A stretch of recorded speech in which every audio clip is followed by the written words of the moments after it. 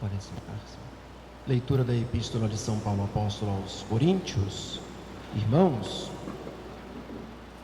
assim que todos nos considerem como ministros de Cristo e dispenseiros dos mistérios de Deus. Ora, o que se requer dos dispenseiros é que sejam fiéis. Quanto a mim, pouco me importa ser julgado por vós, ou em juízo humano, pois nem sequer a mim mesmo me julgo. É fato que a minha consciência de nada me acusa.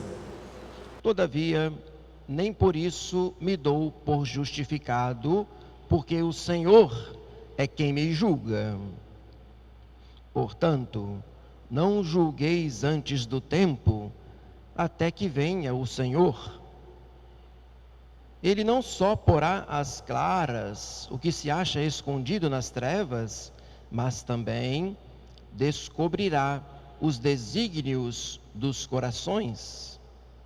E cada um receberá então de Deus o louvor que merece. Ficar em pé, por favor. Evangelho segundo São Lucas.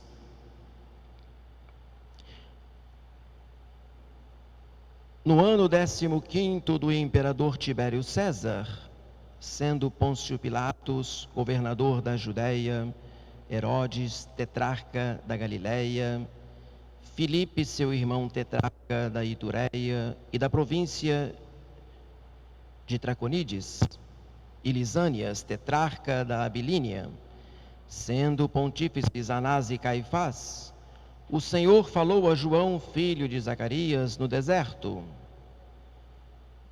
Percorreu ele toda a região do Jordão, pregando o batismo do arrependimento para a remissão dos pecados, como está escrito no livro dos oráculos do profeta Isaías.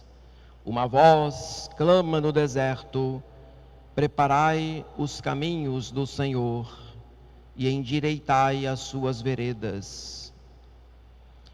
Que todos os vales subam e que todos os montes e colinas se abaixem. Que os maus caminhos se tornem direitos e que os escarpados se aplanem. E todo homem verá a salvação de Deus. Podem sentar-se. Estamos no 4º domingo do Advento, praticamente nas vésperas do Natal. É bom recordar uma homilia do nosso saudoso Papa Bento XVI, quando ele falava que o tempo do Advento é um tempo de conversão, é um tempo de compromisso e também um tempo de alegria.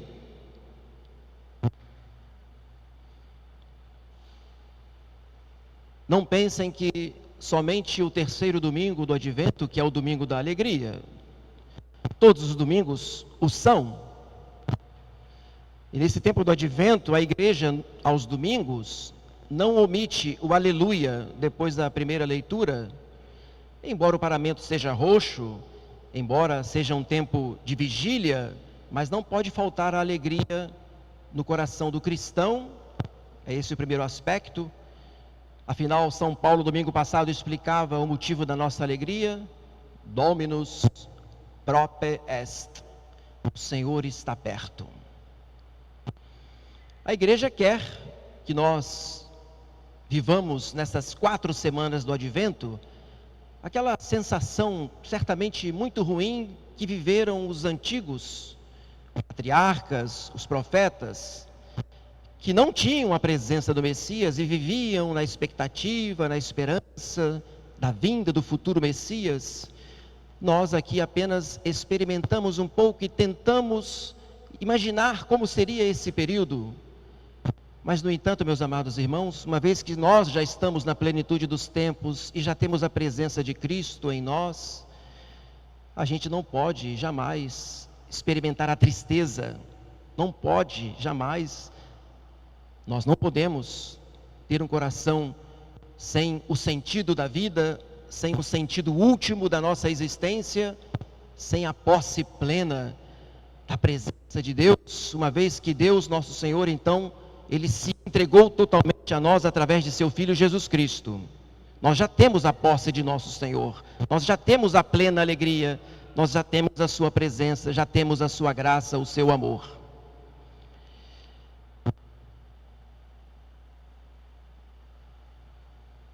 Parece um tanto estranho, nós ficamos 4 semanas nos preparando para a vinda de Jesus no Natal. No entanto, nosso Senhor já está conosco pela Eucaristia e já podemos recebê-lo na comunhão. Que alegria tão grande que o coração do cristão experimenta em cada Santa Missa. Que alegria profunda. Essa alegria do Natal já é antecipada em cada Eucaristia, em cada comunhão que podemos fazer. Dominus propter est, o Senhor está perto, não é? Então, aleluia, é aquela palavra de louvor a Deus, de gratidão, é aquele coração entusiasmado, feliz, porque ele está realizado plenamente em Deus. O Natal é assim, né? Que Natal feliz daquele cristão que vivenciou o advento, já possuindo a graça de maneira antecipada. E assim o cristão vive todos os dias, porque embora, é claro, que nós tenhamos sofrimentos na vida, a gente não pode perder a esperança nem a alegria jamais, porque Deus, nosso Senhor, é tudo. Ele é muito maior do que qualquer sofrimento, contrariedade, tribulação ou cruz que o cristão tenha que padecer. Mas é claro que essa alegria profunda, ela só vem de um coração compromissado, de um coração decidido em cumprir na sua vida a vontade de Deus todos os dias. E é exatamente o que o Papa Bento XVI fala, olhando o exemplo de Nossa Senhora, quando ela disse para o anjo Gabriel: Ecce ancilla Domini, fiat mihi secundum verbum tuum. Faça-se em mim, segundo a tua palavra. É uma oração perfeita para a gente começar o dia, né? A gente se abre para Deus e já se oferece, dizendo: aqui está, Senhor, o vosso servo, faça-se em mim hoje a vossa vontade. Uma frase que a gente pode falar, e certamente é muito fácil falar, mas não é tão fácil viver no dia a dia, nas coisas pequeninas, quando Deus vem nos provar, nos contrariar, tirar de nós talvez aquela expectativa humana, meramente humana, quando na verdade os planos sobrenaturais de Deus é que devem prevalecer muito além dos nossos projetos, das nossas ambições ou das nossas cobiças. Nesta semana agora, nós perdemos um padre lá da Diocese de Nova Iguaçu, um padre missionário, Padre Bernardo, já estava com mais de 80 anos. Foi na terça-feira que aconteceu o velório, né, a missa de corpo presente com o bispo Dom Gilson. Na véspera, Dom Gilson avisou: o passeio do clero, a confraternização do clero de amanhã está cancelada. Nós programávamos uma coisa, mas Deus tinha outro plano ao tirar a vida do Padre Bernardo, levando-o para a eternidade. E em vez do passeio da confraternização, nós estávamos reunidos diante de um cadáver, diante de um caixão, diante da morte de um sacerdote. Mas o Dom Gilson muito bem falou que aquele padre estava sempre determinado em fazer a vontade de Deus, por tantas vezes que foi transferido de um país para outro. Ele era belga e assim estava sempre disposto a executar na sua vida a vontade do Senhor. Quando eu me encontrava com ele nas reuniões, sempre brincava com ele, lembrando aquela frase de São Bernardo, né? Quando ele lá no convento, no mosteiro cisterciense, né? São Bernardo perguntava para si mesmo: Bernarde, ad quid veniste? E é uma forma também da gente se perguntar. Se eu fosse falar para mim mesmo, né? Rafael, para que você veio? Por que você existe? Qual a sua finalidade nesta vida? Aí São Bernardo, ele sempre falava para si mesmo, para poder lembrar que ele estava lá, naquele lugar, para se santificar e fazer a vontade de Deus. Assim, o Padre Bernardo brincava também comigo e entendia a pergunta que eu fazia, mas é claro, é uma pergunta que cada cristão deve se fazer. Para que eu vim a este mundo? Como é que eu tenho executado na minha vida os planos de Deus? Ou eu tenho a força querendo realizar os meus planos e às vezes até me revoltando quando Deus não quer que seja do meu jeito, né?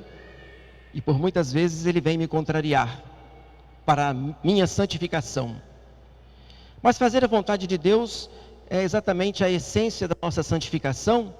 Tanto é que São Luís de Gonzaga, né, lá no colégio dos jesuítas em Roma, no recreio, estavam os irmãos e conversando, um sugeriu: mas e se um anjo viesse agora aqui, Luís, e dissesse para você que você teria que comparecer agora diante do tribunal de Deus, o que você faria? São Luís de Gonzaga falou: eu continuaria aqui no recreio. Aqui é a vontade de Deus. Eu não sei qual seria a nossa resposta. De repente a gente teria que procurar um padre urgentemente, né? De repente teríamos que ir à igreja, fazer um ato de contrição. Mas ele estava ali fazendo a vontade de Deus na recreação, e ali ele estava se santificando, e ali ele estava já preparado para o céu. Viver isso todos os dias é um grande desafio, né? Porque falar é fácil, né? Eis aqui a serva do Senhor, faça-se em mim segundo a vossa palavra. Vamos fazer isso todos os dias como um lema de vida. Meus amados irmãos, é impossível ter esse compromisso com a vontade de Deus se nós antes não nos convertermos. Por isso que o Papa Bento XVI fala que o advento é tempo de conversão, e ele lembra a figura de São João Batista, que por diversas vezes na liturgia ele é colocado como modelo de penitência, de vida austera, de uma vida toda orientada só para Deus, parate viam Domini, que é traduzido: preparai os caminhos do Senhor, mas também tem um acréscimo, né, que significa endireitai os caminhos. É exatamente aqui que está a nossa conversão, né? Colocar as coisas nos trilhos, em ordem, em perfeita harmonia com Deus. E isso supõe, obviamente, que para as coisas andarem em ordem, aí a gente tem que morrer para o pecado, né? Para aqueles defeitos dominantes, para aquelas reincidências, e tantas vezes confessamos os mesmos pecados. Eu sei que todos aqui somos convertidos. Posso colocar aspas, não posso? Somos convertidos? Posso colocar quantas aspas? Porque a nossa conversão, ela se repete todos os dias, quando nós temos que banir aqueles defeitos, aqueles pecados repetitivos. E é uma experiência, né, que nós todos os dias vivenciamos, porque, embora convertidos, quantas vezes nós voltamos para as mesmas misérias? Hoje, São João Batista, ele ainda acrescenta, né? Além de falar que os caminhos tortuosos devem se tornar retos, ele fala que as colinas devem ser abaixadas e os vales devem ser preenchidos. São Gregório Magno, ele fala que as montanhas simbolizam os judeus, que eram orgulhosos, soberbos, com a sua tradição judaica. E Deus os destronou e encheu o vale, que representa os pagãos, os gentios, que receberam a graça que os orgulhosos perderam. Cuidado, São João Batista lhe dizia sempre: importa que Jesus cresça e que eu diminua. É um pecado muito comum hoje, a gente querer ter uma certa proeminência, um certo destaque, uma espécie de importância que nós queremos nos dar, como se nós fôssemos melhores do que os demais. O pecado de muitos tradicionalistas, orgulhosos, soberbos, como se tivessem a posse plena da verdade. E o vale, ele pode ser preenchido no coração de tantas pessoas humildes, simples, e vou dizer até ignorantes, mas que, no entanto, têm aquela reta intenção viva de viver a conversão diária e de serem santos de verdade. Isso, olha, meus amados irmãos, na igreja nós temos a milhares. Muitos e muitos e muitos que numa vida escondida, sem destaque, holofotes aí da internet, vivem com sinceridade a sua entrega total a Deus. Essa conversão, então, ela precisa acontecer em nossa vida. E nós pedimos, então, que São João Batista interceda por nós. Claro, para que por esta conversão tenhamos o compromisso de fazer a vontade de Deus. E pela vontade de Deus executada com fidelidade, né? Nós possamos alcançar a alegria plena da presença de Cristo. Amém. Vamos ficar de pé.